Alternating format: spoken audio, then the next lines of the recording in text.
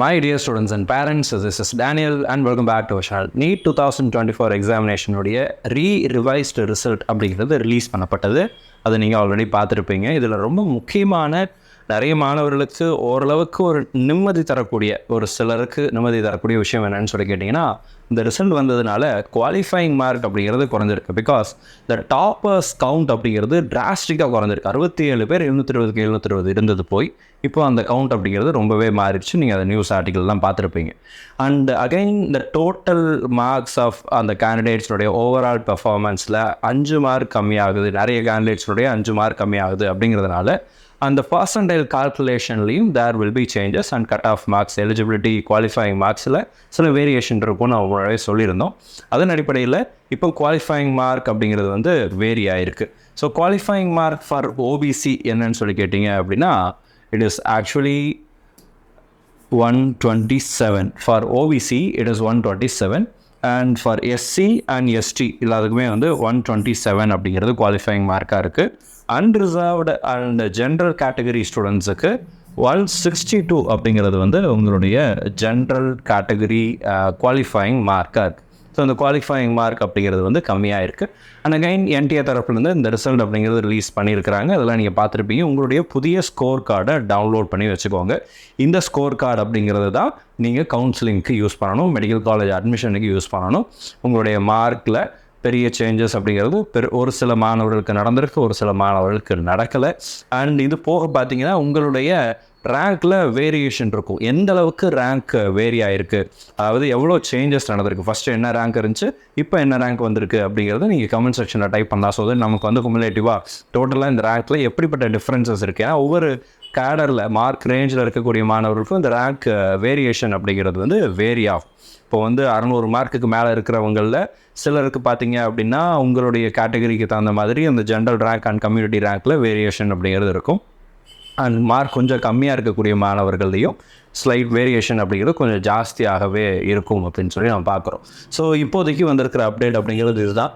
And இதில் இன்னொரு முக்கியமான விஷயம் என்னன்னு சொல்லி கேட்டிங்க அப்படின்னா, என்டிஏ தரப்புலேருந்து இந்த 5 மார்க் குறைச்ச விஷயத்தில் அந்த கொஷினை எழுதாத மாணவர்களுக்கும் 5 மார்க் அப்படிங்கிறது குறைஞ்சிருக்குன்னு சொல்லி நிறைய பேர் அவங்க ஃபோன் பண்ணி சொல்கிறாங்க. சார் ஏன்னா அந்த கொஷின் அட்டனே பண்ணலை, அந்த கொஷினுக்கு வந்து எனக்கு மார்க் இப்போ வந்து எடுத்துட்டாங்க சார் அப்படின்னு சொல்லக்கூடிய மாணவர்களுடைய ஃபோன் கால்ஸை நம்ம ரிசீவ் பண்ணுறோம். அதே மாதிரி இந்த கொஷினை நான் அட்டன் பண்ணேன் சார், ஆனால் அந்த டைமில் எனக்கு மார்க்கே கொடுக்கல சார், ஆனால் இப்போ மார்க் எடுத்துட்டாங்க சார் அப்படின்னு சொல்லக்கூடிய மாணவர்களையும் அவங்க ஃபோன் கால்ஸும் இன்றைக்கி இந்த ரிசல்ட் வந்ததுக்கப்புறம் இந்த சாயங்காலத்துலேருந்து இந்த விஷயங்கள் அப்படிங்கிறது நிறைய பேர் ஃபோன் பண்ணி சொல்கிறாங்க இந்த மாதிரி நடந்திருக்கு அப்படின்னு சொல்லி. இதனுடைய உண்மைத்தன்மை என்ன அப்படிங்கிறது வந்து அந்தந்த மாணவர்களுக்கு தான் தெரியும். But we are getting such kind of feedbacks. So இது மாணவர்களுக்கு ஒருவேளை உண்மையாக எழுதின மாணவனுக்கு நீங்கள் வந்து மார்க் எடுத்தீங்கன்னா பரவாயில்ல, அதாவது உண்மையாக இந்த கொஸ்டினை எழுதாத மாணவர்களுக்கும் நீங்கள் மார்க் எடுக்கிறீங்க அப்படின்னா அது வந்து தவறான ஒரு விஷயமா இருக்கும் அப்படின்னு தான் எனக்கு தோணுது. ஆனால் அகைன் என்டிஏ அப்படிங்கிற இந்த முக்கியமான இதில் வந்து நிறைய நேரங்களில் நிறைய விதமான குளறுபடிகள் அப்படிங்கிறது நடந்துக்கிட்டே இருக்குது.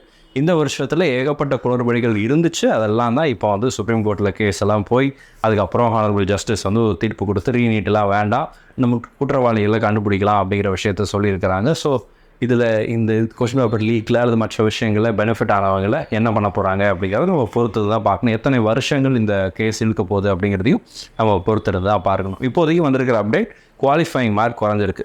இது நிறைய மாணவர்களுக்கு இந்த அப்ராடில் போய் நான் எம்பிபிஎஸ் படிக்கிறேன் அப்படின்னு இருக்கக்கூடிய மாணவர்கள், அல்லது நான் டீம்டு கிடச்சா போதும் நான் சேர்ந்துடலான்ட்டு இருக்கிறேன், பிடிஎஸ் கிடச்சா போதும்னு இருக்கிறேன் நான் சேர்ந்துடலான்ட்டு இருக்கிறேன் அப்படின்ற அந்த எனக்கு வந்து இந்த வருஷம் சேர முடியாமல் போயிடுச்சு அப்படின்னு இருக்கக்கூடிய மாணவர்களுக்கு இந்த 2 மார்க் வரும். 129லேருந்து 127 அப்படின்னு குறையும் போது இந்த வருஷத்தில் எப்படியாவது நான் ஏதோ ஒரு காலேஜில் டீம்டுலையாவது நான் சேரணும் அப்படின்னு நினைக்கக்கூடிய மாணவர்களுக்கு இது மேபி யூஸ்ஃபுல்லான ஒரு விஷயமா இருக்கலாம்.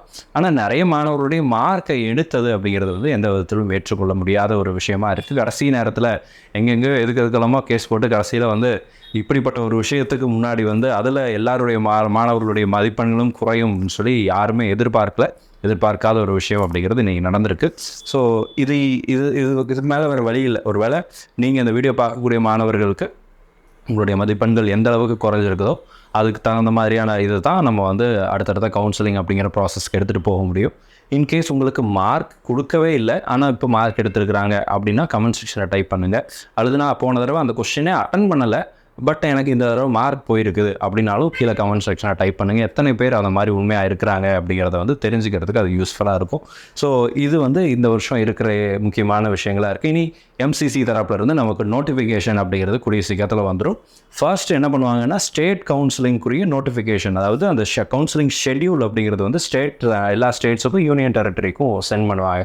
அதுக்கப்புறம் ஜென்ரல் பப்ளிக் நமக்கு மாணவர்களுக்கு இந்த கவுன்சிலிங் ஷெட்யூல் என்ன நடக்க போகுது அப்படிங்கிறத ரிலீஸ் பண்ணுவாங்க. ஸோ இது ஒரு ப்ராசஸில் போகும். அந்த ப்ராசஸில் இன்னும் நிறைய விஷயங்கள் முன்னாடி வர வேண்டியிருக்கு. ஸோ கவுன்சிலிங் ஆரம்பிப்பதற்கு ஆகஸ்ட் 2வது வாரம் ஆகும்னு சொல்லி எதிர்பார்க்குறோம். ஆகஸ்ட் ஃபர்ஸ்ட் வீக் அல்லது செகண்ட் வீக்கில் தான் கவுன்சிலிங் ஆரம்பிக்கும் சொல்லி எதிர்பார்க்குறோம். ஸோ அது வேறு ஏதாவது முக்கியமான அப்டேட் வந்துச்சு அப்படின்னா அதை நம்மளுடைய சேனலில் வீடியோவை பதிவு செய்கிறோம். இந்த வீடியோ உங்களுக்கு யூஸ்ஃபுல்லாக இருந்திருக்கும்னு நினைக்கிறேன். யூஸ்ஃபுல்லாக இருந்துச்சுன்னா மறக்காமல் வீடியோ லைக் பண்ணிவிட்டு சேனல் இது வரைக்கும் நீங்கள் சப்ஸ்கிரைப் பண்ணல அப்படின்னா மறக்காமல் சேனலை சப்ஸ்கிரைப் பண்ணிக்கோங்க. பிகாஸ் இந்த மெடிக்கல் கவுன்சிலிங் ரிலேட்டடாக நிறைய வீடியோஸ் எடுத்துகிட்டு நம்ம போட்டுகிட்டே வரோம். அந்த வீடியோஸ் எல்லாம் டெஃபினட்டாக உங்களுக்கு யூஸ்ஃபுல்லாக இருக்கும். கவுன்சிலிங் ப்ராசஸ் முடிகிற வரைக்கும் நம்ம போடக்கூடிய வீடியோஸ் இதை நீங்கள் தெளிவாக பார்க்குற பட்சத்தில் எந்த விதமான தவறுகளும் இல்லாமல் இந்த கவுன்சிலிங்கில் நீங்கள் பார்ட்டிசிபேட் பண்ண முடியும். All the very best and thank you so much. நம்ம வீடியோ பார்க்கக்கூடிய மாணவர்கள் மற்றும் பெற்றோர்களுக்கு அவங்க விரும்பின மருத்துவக் கல்லூரிகள் கிடைக்கணும்னு சொல்லி உங்களுக்காக நான் ப்ரே பண்ணிக்கிறேன். All the very best and thank you so much.